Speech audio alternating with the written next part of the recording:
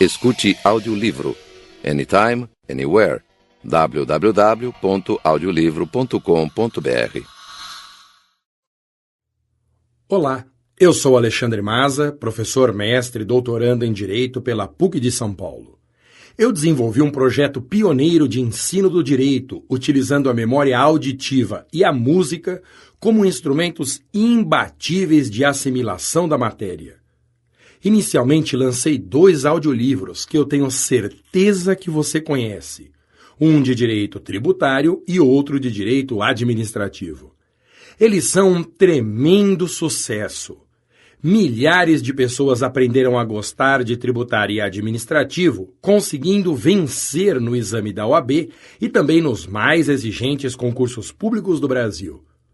Agora, o projeto está sendo ampliado com o lançamento de audiolivros de todas as outras matérias. Cada novo audiolivro foi desenvolvido com a colaboração de professores especializados na área. Eu me encarreguei pessoalmente de adaptar a forma do texto e de fazer a narração, para garantir a mesma qualidade e eficiência que determinaram o sucesso dos meus audiolivros. O objetivo continua o mesmo, pois eu preciso que você passe. E conto com a sua ajuda para divulgar o meu trabalho aos seus amigos e conhecidos. Não se esqueça também de acessar o meu site www.sitedomaza.com.br. Maza se escreve M-A-Z-Z-A. Nele você encontrará mais músicas, simulados, artigos exclusivos e minhas charges. Basta acessar, fazer o seu cadastro gratuitamente e usar à vontade.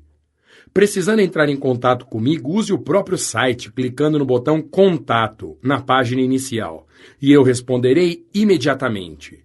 Lembre-se, www.sitedomaza.com.br.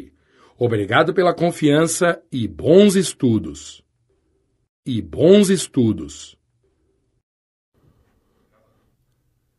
Persecução penal. O Estado, por meio do inquérito policial, inicia a persecução penal, dividida em 2 fases bem distintas: o inquérito policial e a ação penal.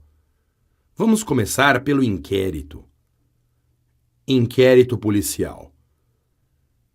Exercido pela autoridade policial, o inquérito é disciplinado nos artigos de 4º ao 23 do Código de Processo Penal. Importante. Sobre toda atividade policial, o Ministério Público exerce controle externo, conforme dispõe o artigo 129, inciso 7 da Constituição. Observação. A doutrina reconhece algumas modalidades de inquéritos extrapoliciais, como o inquérito policial militar, as CPIs e o inquérito civil público, que antecede a ação civil pública. O inquérito policial é procedimento administrativo, não é processo, hein? Convém lembrar que a realização do inquérito não é obrigatória para a propositura da ação penal, conforme disposto no artigo 37, parágrafo 5º do Código de Processo Penal. Características do inquérito policial. O inquérito policial possui 5 características.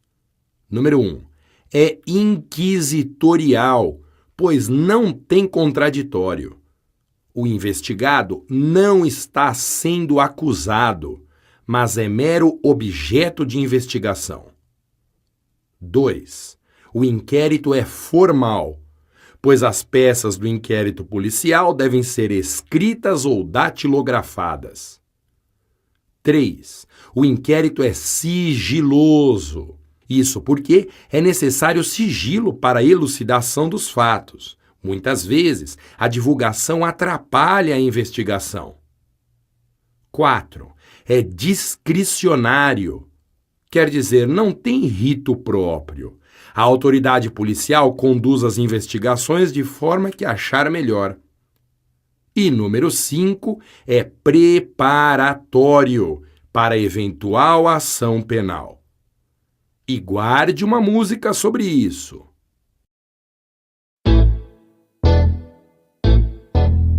O inquérito é formal, sigiloso, inquisitorial, discricionário, preparatório. Sigiloso, inquisitorial, discricionário, preparatório. Sigiloso, inquisitorial. Polícia Judiciária, Civil e Federal. As polícias civil e federal conduzem as investigações conforme o artigo 144 da Constituição Federal.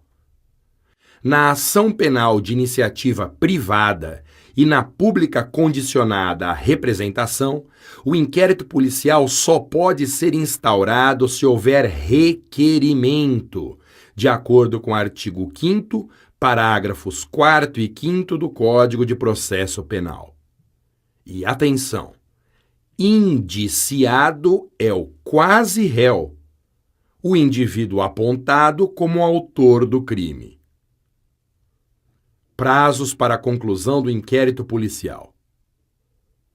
Para a Polícia Civil, no caso de indiciado preso, o prazo é de 10 dias, mas para indiciado solto é de 30 dias. Já para a Polícia Federal, no caso de indiciado preso, o prazo para a conclusão do inquérito é de 15 dias e para o indiciado solto, 30 dias. E, por fim, no caso da lei de entorpecentes, o prazo será de 30 dias para o acusado preso e de 90 dias para o acusado solto. E tem música.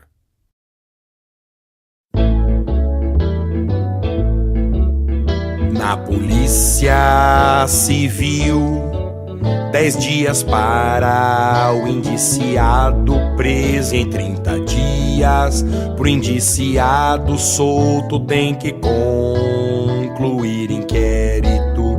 Na Polícia Federal, 15 dias pro indiciado preso, e em 30 dias pro indiciado solto tem que concluir inquérito.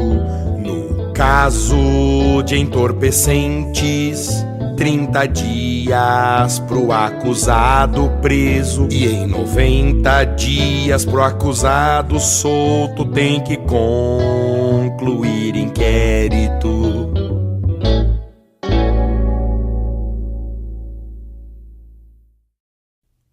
O inquérito policial é encerrado por meio de relatório. Os autos, então, são encaminhados ao Ministério Público, que poderá, letra A, oferecer denúncia, letra B, requisitar diligências, ou letra C, opinar pelo arquivamento. Nesta última hipótese, se o juiz discordar do arquivamento, os autos são remetidos ao Procurador-Geral de Justiça, que decidirá se concorda ou discorda do juiz.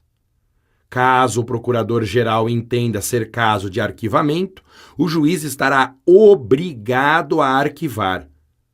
Do arquivamento dos autos do inquérito policial não cabe recurso. No procedimento da Lei 9.099, ou seja, nos juizados especiais, não existe inquérito policial, mas termo circunstanciado.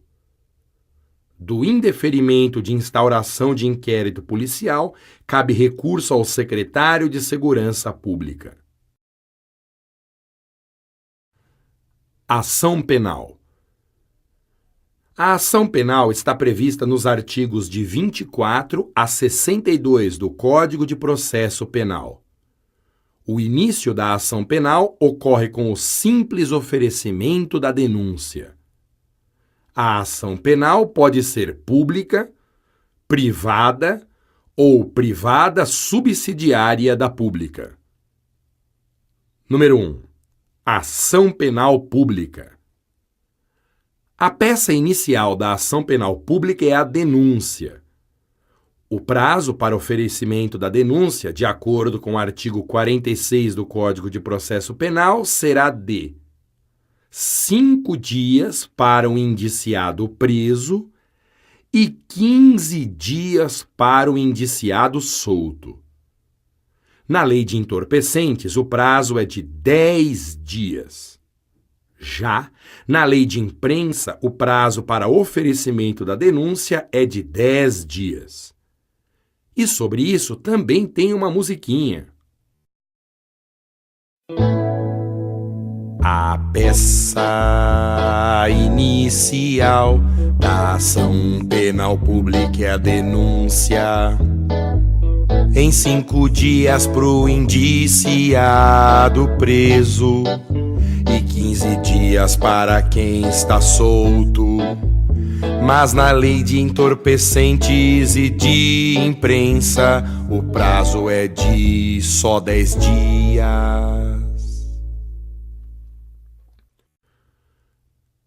É importante ressaltar que tais prazos são impróprios, ou seja, não se sujeitam à preclusão temporal. E atenção! A ação penal é, via de regra, pública incondicionada.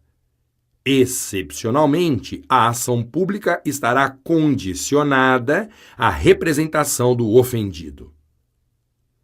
Sobre o prazo para a representação. Em regra, é de 6 meses, mas na lei de imprensa será de apenas 3 meses. A representação exige poderes especiais, de acordo com o artigo 44 do Código de Processo Penal, e pode ser dirigida ao juiz, ao Ministério Público ou ao delegado.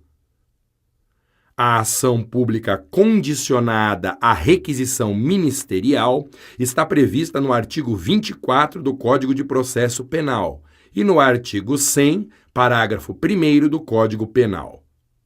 A requisição não tem prazo, pois é um ato político. Número 2. Ação penal privada ou de iniciativa privada. A peça inicial da ação penal de iniciativa privada é a queixa-crime, que deverá ser intentada no prazo de 6 meses, a partir da data do conhecimento da autoria do crime ou dentro de 3 meses para os crimes da lei de imprensa. Número 3. Ação penal privada subsidiária da pública. Poderá ser intentada queixa-crime subsidiária no caso de inércia do Ministério Público. Quanto aos prazos decadenciais, serão em regra de 6 meses. Para os crimes da lei de imprensa, o prazo é de 3 meses. Prisões cautelares. As prisões cautelares são também conhecidas como processuais ou provisórias. Vamos estudar a prisão em flagrante, a prisão preventiva, a prisão temporária, a prisão em decorrência de sentença condenatória recorrível e a prisão especial. Número 1. Prisão em flagrante. Qualquer do povo poderá e os agentes policiais deverão prender qualquer pessoa em flagrante delito. Vamos estudar alguns tipos de flagrante. Letra A. Flagrante prorrogado. Está previsto na Lei das Organizações Criminosas e na Lei de Entorpecentes. A prisão em flagrante pode ser prorrogada, sem que isto configure o crime de prevaricação. Ou seja, os policiais infiltrados, autorizados judicialmente, podem retardar a prisão em flagrante para o momento mais oportuno para as investigações. Letra B. Flagrante perfeito. ocorre quando o agente está em pleno desenvolvimento dos atos executórios ou quando acabou de concluir a prática delituosa. Letra C. Flagrante imperfeito. Aqui, o agente consegue fugir. Não é preso no local do crime, porém existe perseguição. Para a doutrina, trata-se de um quase flagrante. E atenção! A perseguição pode demorar horas ou até dias, desde que tenha iniciado logo após a prática do crime. Letra D. Flagrante presumido ou ficto. Embora não tenha sido perseguido, o agente é encontrado portando instrumentos ou objetos que façam presumir ser ele o autor do crime. E letra E, flagrante preparado ou provocado. Caracteriza-se pela ausência da vontade livre e espontânea do autor da infração. Trata-se de modalidade de crime impossível, em que um indivíduo provocador, um policial ou um terceiro, induz o agente à prática do crime. Ouça uma música sobre isso.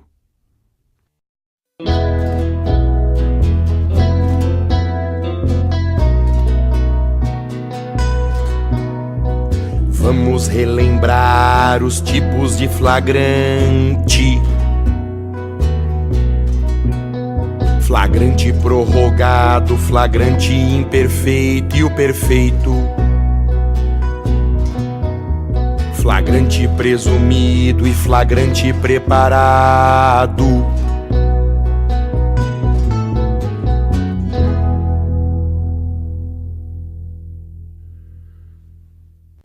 Cuidado! Não podem ser presos em flagrante. 1. Diplomatas estrangeiros. 2. O presidente da República. 3. Agente que socorre vítima de acidente de trânsito.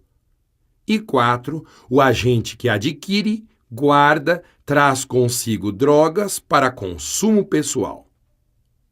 Ao contrário, podem ser presos em flagrante, mas somente por crimes inafiançáveis. Os membros do Congresso Nacional, os deputados estaduais e também magistrados, membros do Ministério Público e advogados. Número 2. Prisão preventiva. A prisão preventiva está prevista nos artigos 311 a 316 do Código de Processo Penal. Tem cabimento durante o inquérito ou no curso do processo. Pode ser requerida pelo Ministério Público, pela autoridade policial ou ainda decretada de ofício pelo juiz. Os requisitos da prisão preventiva são: letra A, prova de existência do crime e letra B, indícios de autoria. Hipóteses de cabimento da prisão preventiva. São 4. Letra A, garantia da ordem pública. Exemplo, impedir que o agente solto continue a delinquir. Letra B, conveniência da instrução criminal. Por exemplo, para impedir que o agente ameace as testemunhas. Letra C. Aplicação da lei penal. Para garantir a futura execução de eventual sanção penal, por exemplo, para evitar fuga do agente. Letra D. Garantia da ordem econômica. Hipótese inserida pela Lei 8.884 de 94. A prisão preventiva somente se admite nos crimes dolosos, punidos com reclusão. Para os crimes punidos com detenção, só caberá prisão preventiva se o réu for vadio ou de identidade duvidosa. Número 3. Prisão temporária.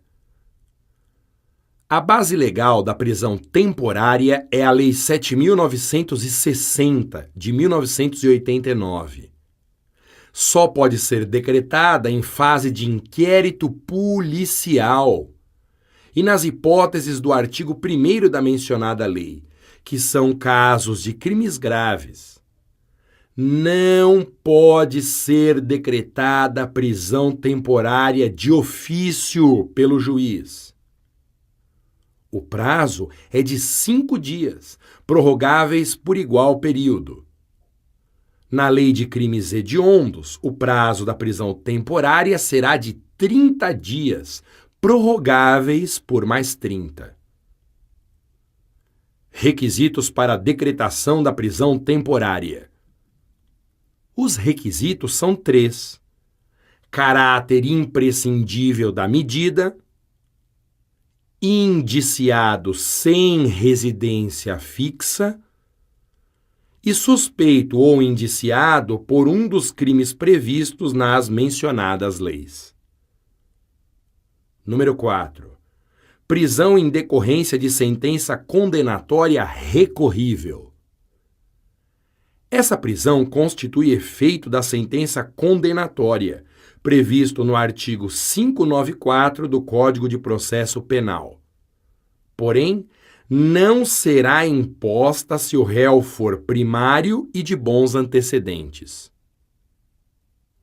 E número 5. Prisão especial. A prisão especial representa a verdadeira garantia antes do trânsito em julgado da sentença, favorecendo algumas pessoas, como diplomatas, jurados e magistrados, que ficarão em local distinto da prisão comum, enquanto não houver condenação definitiva.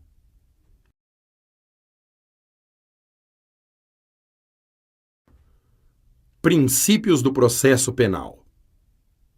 O processo penal possui basicamente 7 princípios. Letra A. Princípio da verdade real. O juiz deve investigar a realidade dos fatos e, para isso, poderá valer-se de diligências, oitiva de testemunhas, etc., conforme artigos 156 a 209 do Código de Processo Penal. Contraditório. A cada ato produzido por uma das partes, a outra poderá manifestar-se a respeito. Não se aplica o princípio do contraditório à polícia, pois ela não processa e nem julga. Terceiro princípio, letra C, é a iniciativa das partes. O juiz não pode dar início ao processo. Caberá ao Ministério Público e à parte ofendida fazê-lo. Letra D, publicidade. Letra E, devido processo legal. Letra F, inadmissibilidade de provas obtidas por meios ilícitos, tais como interceptações telefônicas, confissões mediante tortura, etc. E o último princípio, letra G, estado ou presunção de inocência. Fontes do direito processual penal. A fonte formal imediata do direito processual penal é a Lei Federal, oriunda do Congresso Nacional, conforme dispõe o artigo 22, inciso 1 da Constituição Federal. Jurisdição. Jurisdição é a função exercida pelo Poder Judiciário, aplicando normas e solucionando litígios. Competência. Competência é a medida da jurisdição. A competência na Constituição Federal será: 1. Jurisdição especial nos casos da Justiça do Trabalho, da Justiça Eleitoral, da Justiça Militar e da jurisdição política, manifestada em julgamentos pelo Poder Legislativo. Número 2, jurisdição comum, composta pela Justiça dos Estados, pela Justiça Federal e pelos juizados especiais. Nos crimes de competência federal, o processo tramitará no local onde o juiz federal exercer a jurisdição. Por exemplo, se alguém comete um crime de alçada federal em um local onde não exista a sede da Justiça Federal, por exemplo, em Sertãozinho, aqui em São Paulo, o processo tramitará no local mais próximo da Justiça Federal, o que, no caso de Sertãozinho, é Ribeirão Preto, pois ali é que se encontra o juiz federal que exerce jurisdição em Sertãozinho.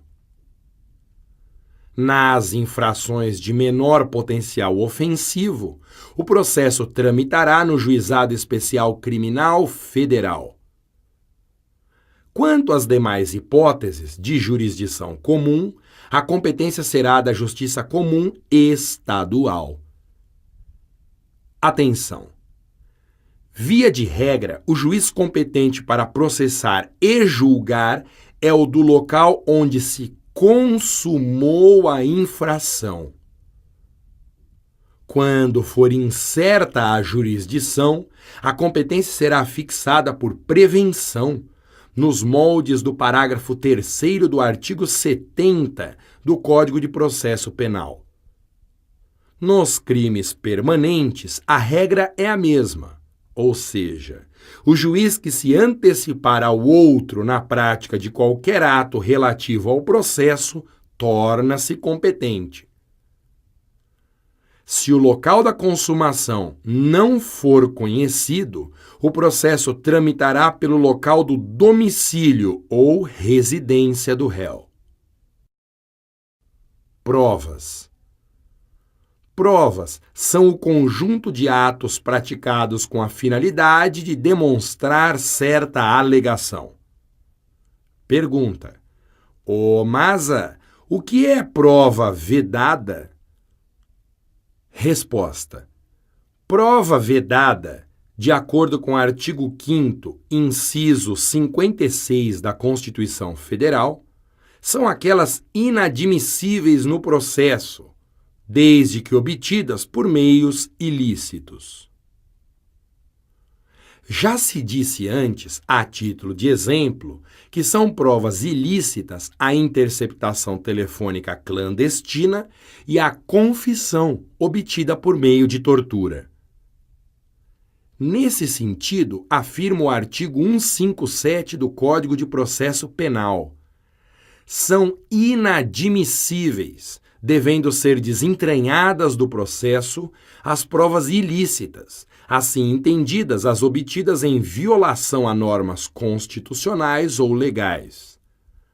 Parágrafo 1º. São também inadmissíveis as provas derivadas das ilícitas, salvo quando não evidenciado o nexo de causalidade entre umas e outras, ou quando as derivadas puderem ser obtidas por uma fonte independente das primeiras. Fatos que independem de prova. Segundo a legislação, independem de prova. Número 1, os fatos notórios, que são aqueles de conhecimento universal. Por exemplo, que o Fernando Henrique foi presidente do Brasil. E, número 2, os fatos intuitivos ou máximas da experiência. Exemplo: não é preciso provar que a chuva torrencial na cidade agrava os congestionamentos, provoca alagamentos, etc. Todos os demais fatos devem ser provados. A prova pode ser pessoal, que é aquela realizada por meio de afirmação, declaração, exemplos, o interrogatório e a declaração das testemunhas. A prova pode ser real. É aquela que decorre do próprio fato, por exemplo, a arma, a lesão, o local. No tocante à forma, a prova pode ser: letra A, pessoal, que é aquela realizada por meio de afirmações. Letra B, documental, por meio, claro, de documentos. E letra C, material, que são os exames periciais, as coisas apreendidas, etc. Prova emprestada. Prova emprestada é a prova colhida em um processo e juntada em outro. É admitida desde que respeitado o princípio do contraditório. Ônus da prova. De acordo com o artigo 156 do Código de Processo Penal, o encargo de provar incumbe a quem alega. Portanto, caberá ao Ministério Público provar o fato criminoso, a autoria, etc. Perícias. O exame de corpo de delito e outras perícias serão realizados por perito oficial, portador de diploma de curso superior. Na falta de perito oficial, o exame será realizado por 2 pessoas idôneas, portadoras de diploma de curso superior, preferencialmente na área específica, dentre as que tiverem habilitação técnica relacionada com a natureza do exame. Os peritos não oficiais prestarão o compromisso de bem e fielmente desempenhar o encargo. Serão facultadas ao Ministério Público, ao assistente de acusação, ao ofendido, ao querelante e ao acusado a formulação de quesitos e a indicação de assistente técnico. As partes não interferem na nomeação dos peritos, de acordo com o artigo 276 do Código de Processo Penal. Somente a autoridade policial ou judiciária poderá nomeá-los. Necropsia. Também conhecida como autópsia ou autopsia, é o exame realizado no cadáver para a determinação da causa mortis. A necropsia é dispensada nos 2 casos previstos no parágrafo único do artigo 162 do Código de Processo Penal: morte violenta ou quando lesões externas permitam precisar a causa da morte. Exumação. Consiste no desenterramento do cadáver para a realização do exame. Exame de corpo de delito direto. É o exame realizado diretamente no corpo de delito, ou seja, no cadáver, na cama, no piso, etc. Exame de corpo de delito indireto. Na impossibilidade do exame direto, o artigo 167 do Código de Processo Penal permite o corpo de delito indireto por meio de testemunhas. Exames grafotécnicos. São exames comuns nos crimes que envolvem falsidades documentais, para que se comprove, por exemplo, a autoria de uma assinatura ou de qualquer outro escrito. Prova testemunhal. A testemunha, quando chamada, deverá prestar depoimento oralmente, exceto, é claro, quando se tratar de mudo ou surdo-mudo. Depoimento facultativo. Nos termos do artigo 206 do Código de Processo Penal, é facultativo o depoimento das seguintes pessoas. Número 1, ascendente ou descendente. Número 2, afim em linha reta. Número 3, cônjuge, casado ou separado. E número 4, o irmão. Busca e apreensão. trata-se de diligência que tem por finalidade a apreensão de bens ou pessoas. Pode ser realizada a qualquer momento, a requerimento das partes, ou de ofício pela autoridade judicial ou policial. Busca domiciliar. Quando fundadas razões autorizarem, será realizada a busca domiciliar para 1. Prender criminosos. 2. Apreender coisas achadas ou obtidas por meios criminosos. 3. Apreender instrumentos de falsificação ou de contrafação e objetos falsificados ou contrafeitos. 4. Apreender armas e munições, instrumentos utilizados na prática de delito ou com a finalidade delituosa. 5. Descobrir objetos necessários à prova de infração ou à defesa do réu. 6. Apreender pessoas vítimas de delito. E 7. Colher qualquer elemento de convicção. E atenção!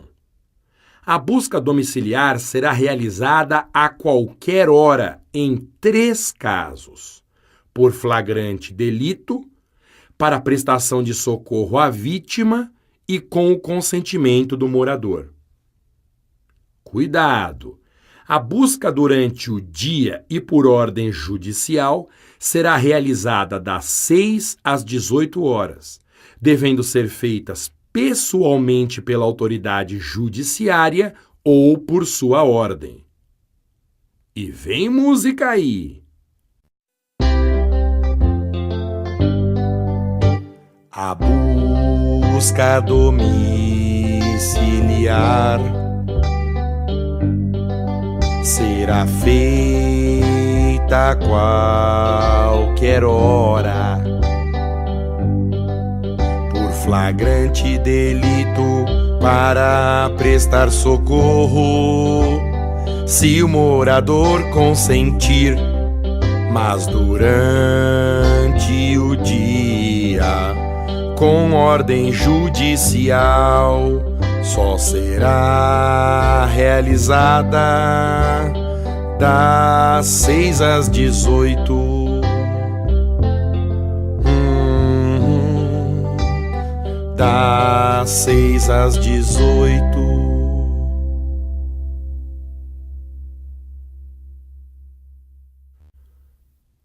Caso haja recusa do morador no cumprimento da ordem, ou seja, desobediência, a porta será arrombada.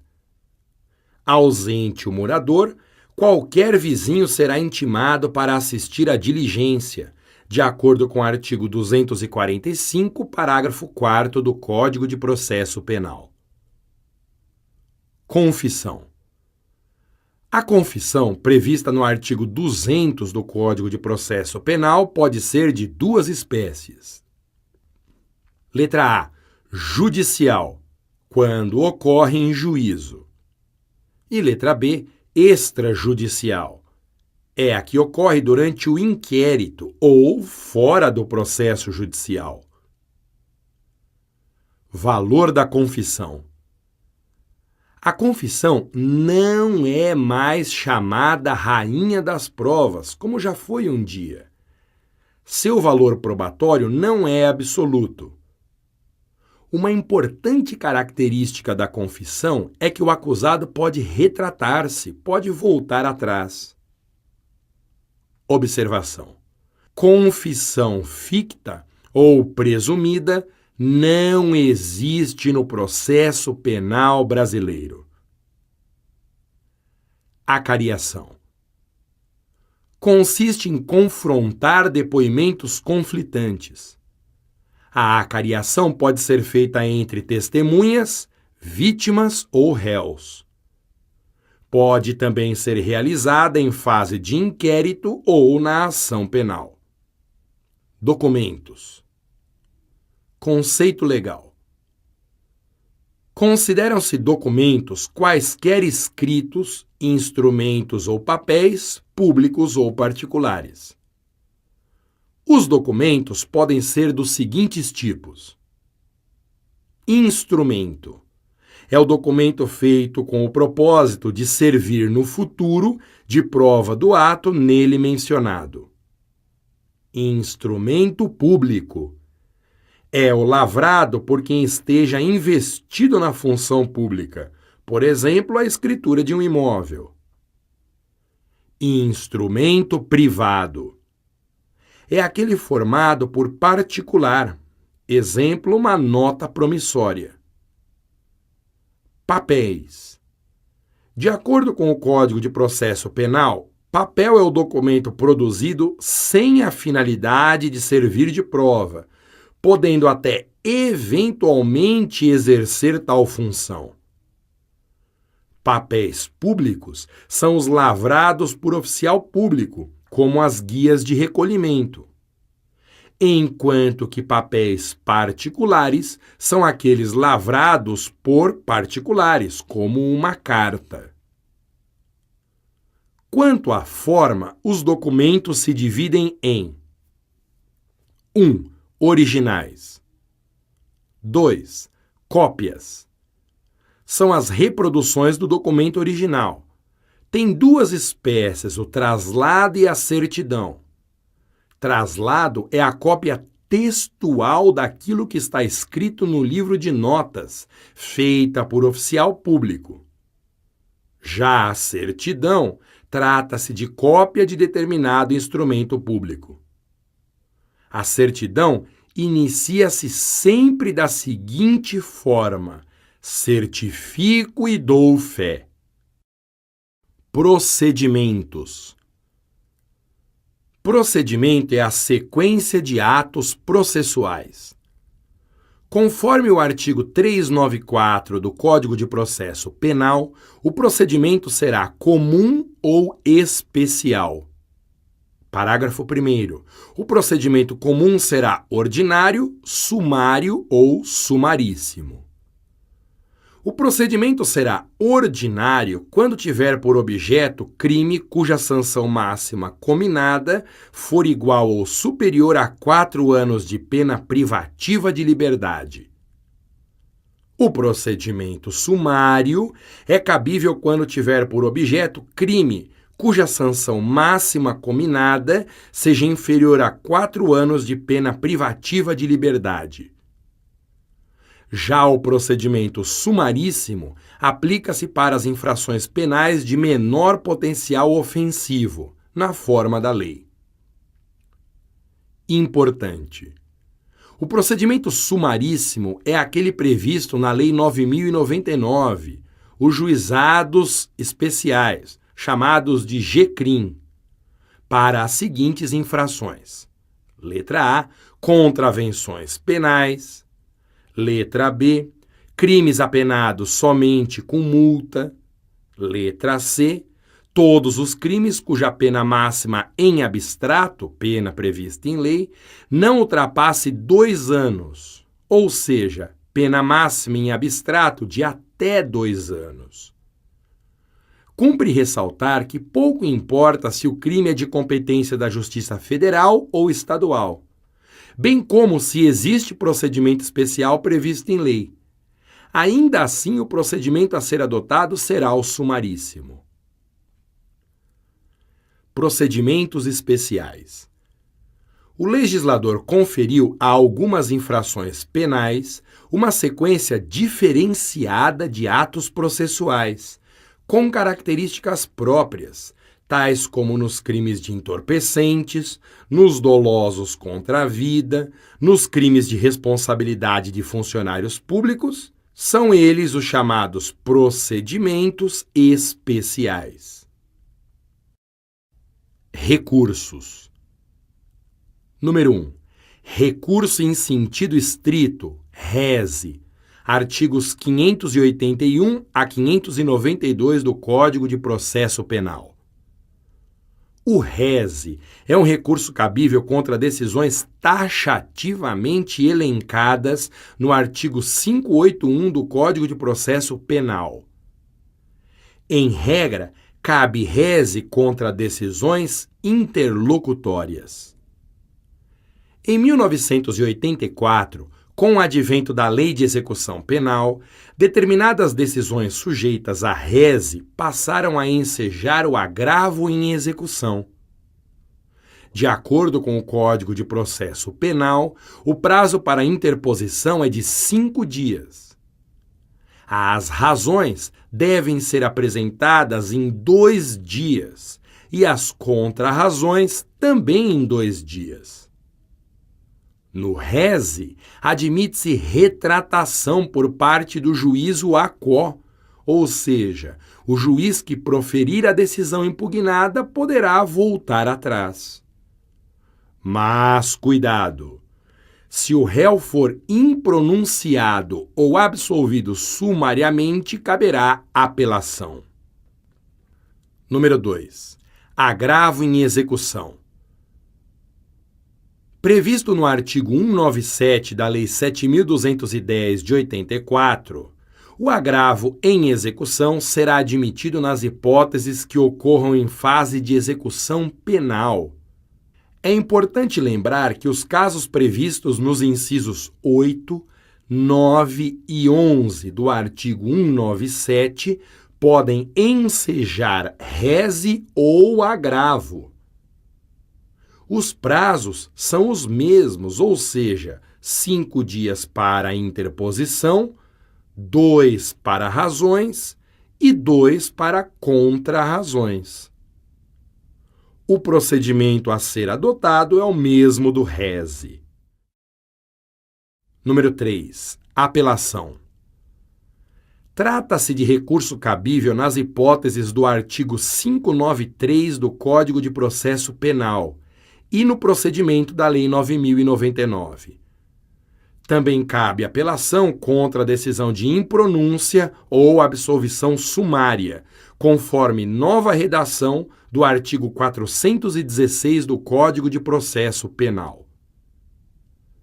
De acordo com o artigo 593, inciso 1, caberá apelação no prazo de 5 dias das sentenças condenatórias ou absolutórias de primeira instância. 3A. Apelação da sentença no tribunal do júri. De acordo com o inciso 3 do artigo 593, caberá apelação da sentença do júri desde que a hipótese se amolde a um dos 4 incisos previstos.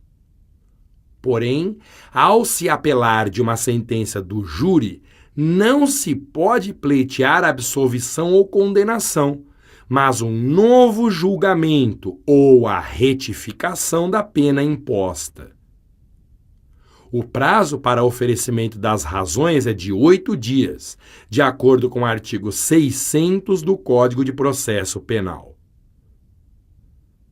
3B. Apelação na Lei 9.099. Caberá apelação no GCRIM no prazo único de 10 dias contra decisão que rejeitar a denúncia ou queixa-crime. 2. Contra a sentença. E 3. Contra a transação penal. A parte contrária terá o mesmo prazo de 10 dias para apresentar as contrarrazões. Carta testemunhável.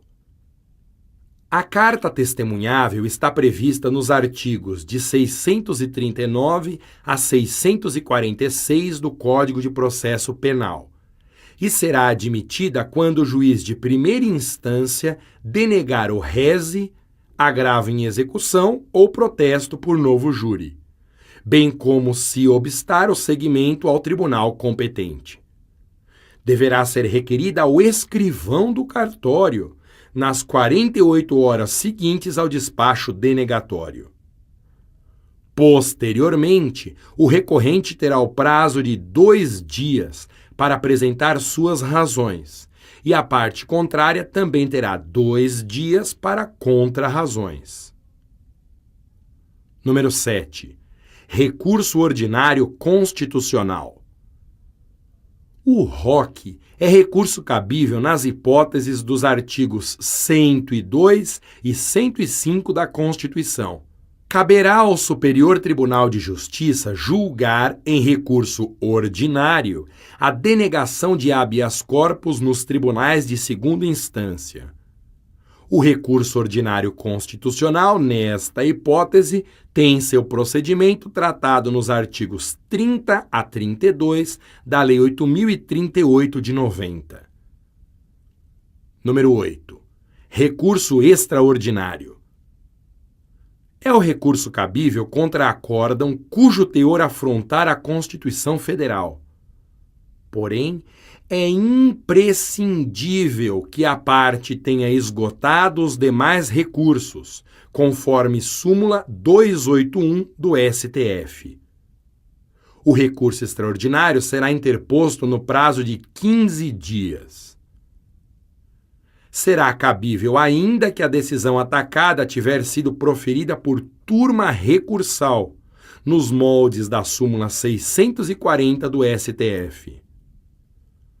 O recorrente deverá demonstrar a repercussão geral das questões discutidas no caso. Número 9. Recurso especial. Está previsto no artigo 105, inciso 3 da Constituição Federal e aprecia matéria infraconstitucional. Seu procedimento também está previsto no artigo 26 da Lei 8.038 de 90. Porém, ao contrário do recurso extraordinário, o recurso especial não será cabível contra a decisão de turma recursal. E número 10, correição parcial. Caso não haja recurso previsto em lei, os despachos do juiz que acarretarem inversão tumultuária dos atos processuais poderão ser atacados por meio de correição parcial, no prazo de 10 dias da ciência do ato impugnado. Ações especiais. Número 1. Revisão criminal. Trata-se de ação privativa da defesa. Pode ser requerida a qualquer tempo, desde que presentes os seguintes requisitos legais. Letra A. Existência de uma sentença condenatória transitada em julgado. E letra B. Que tenha ocorrido erro de procedimento ou julgamento. O tribunal poderá reconhecer o direito a uma justa indenização, desde que requerida pelo interessado. A revisão está prevista nos artigos 621 a 631 do Código de Processo Penal e poderá ser requerida ainda que o réu tenha morrido, pois sua finalidade é a reparação de eventuais erros judiciários. Número 2. Habeas corpus. Está previsto nos artigos 647 a 667 do Código de Processo Penal e também no artigo 5º, inciso 67 da Constituição. A finalidade do habeas corpus é tutelar o direito de locomoção, ou seja, as liberdades de ir, vir e permanecer. Será cabível quando a coação for ilegal, vale dizer, quando a hipótese se enquadrar no artigo 648 do Código de Processo Penal. A decisão de habeas corpus em segunda instância ou em tribunal superior poderá ser atacada por recurso ordinário constitucional. Concessão de ofício do HC. De acordo com o parágrafo 2º do artigo 654, os juízes e os tribunais podem conceder habeas corpus de ofício, ou seja, sem a provocação da parte. Número 3. Mandado de segurança. Previsto no artigo 5º, inciso 69 da Constituição, o mandado de segurança é uma verdadeira ação constitucional de natureza civil que tutela direito líquido e certo não amparado por habeas corpus. O prazo para impetração do mandado de segurança repressivo é de 120 dias a partir da ciência oficial do ato coator. O mandado de segurança será dirigido à autoridade imediatamente superior à autoridade coatora. Alterações recentes no Código de Processo Penal. Quero comentar agora algumas novidades no Código de Processo Penal. Vou mencionar só o assunto e a nova redação da respectiva norma legal. 1. Sobre a citação por hora certa. Artigo 362. Verificando que o réu se oculta para não ser citado, o oficial de justiça certificará a ocorrência e procederá à citação com hora certa, na forma estabelecida nos artigos 227 a 229 do Código de Processo. 2. Sobre rejeição da denúncia ou queixa. Artigo 395. A denúncia ou queixa será rejeitada quando 1. For manifestamente inepta. 2. Faltar pressuposto processual ou condição para o exercício da ação penal. Ou 3. Faltar justa causa para o exercício da ação penal. 3. Sobre defesa preliminar. Artigo 396. Nos procedimentos ordinário e sumário, oferecida a denúncia ou queixa, o juiz, se não a rejeitar liminarmente, recebê-la-á e ordenará a citação do acusado para responder à acusação, por escrito, no prazo de 10 dias. 4. Sobre alegações orais. Não havendo requerimento de diligências ou sendo indeferido, serão oferecidas alegações finais orais por 20 minutos, respectivamente, pela acusação e pela defesa, prorrogáveis por mais 10, proferindo o juiz a seguir a sentença.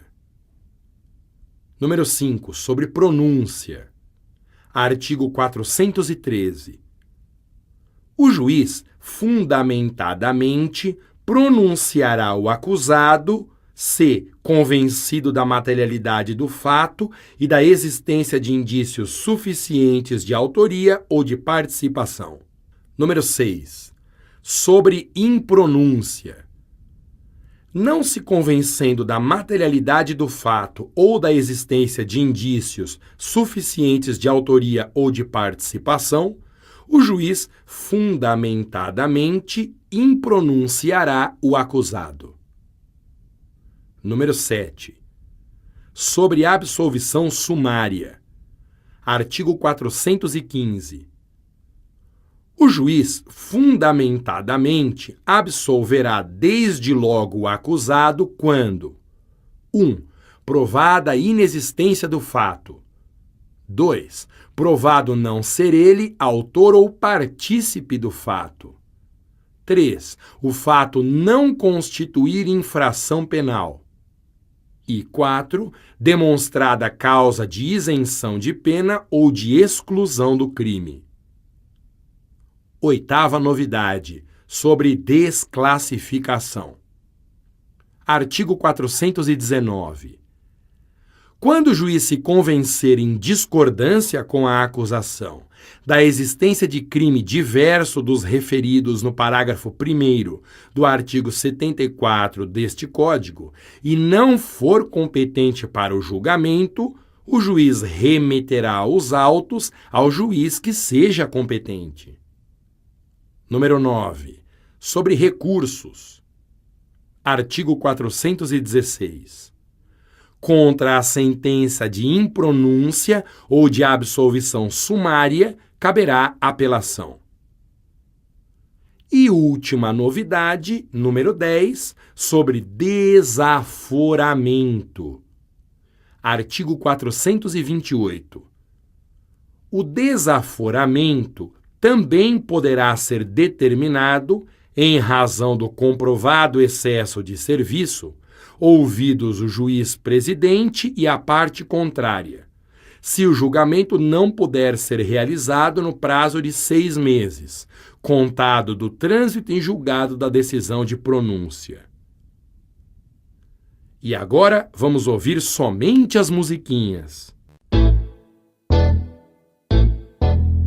O inquérito é formal, sigiloso, inquisitorial, discricionário, preparatório. Sigiloso, inquisitorial, discricionário, preparatório. Sigiloso, inquisitorial.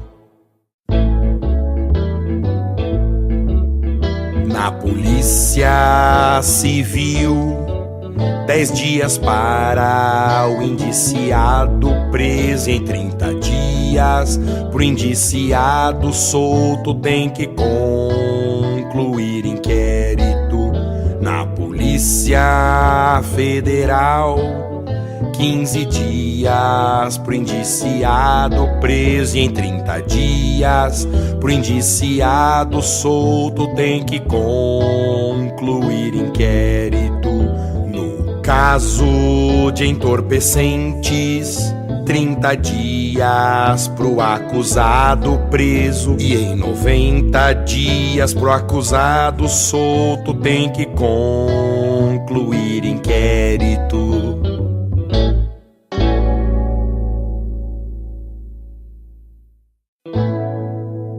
A peça inicial da ação penal pública é a denúncia. Em 5 dias pro indiciado preso e 15 dias para quem está solto. Mas na lei de entorpecentes e de imprensa, o prazo é de só 10 dias.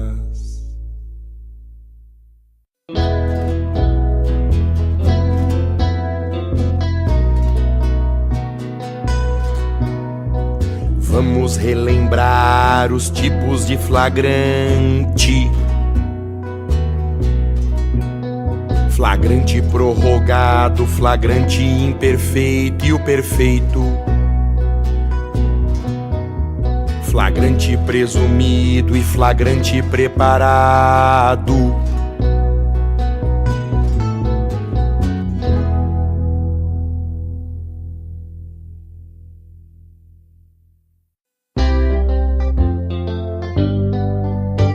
A busca domiciliar será feita a qualquer hora por flagrante delito para prestar socorro, se o morador consentir, mas durante o dia, com ordem judicial, só será realizada das 6 às 18. Das 6 às 18.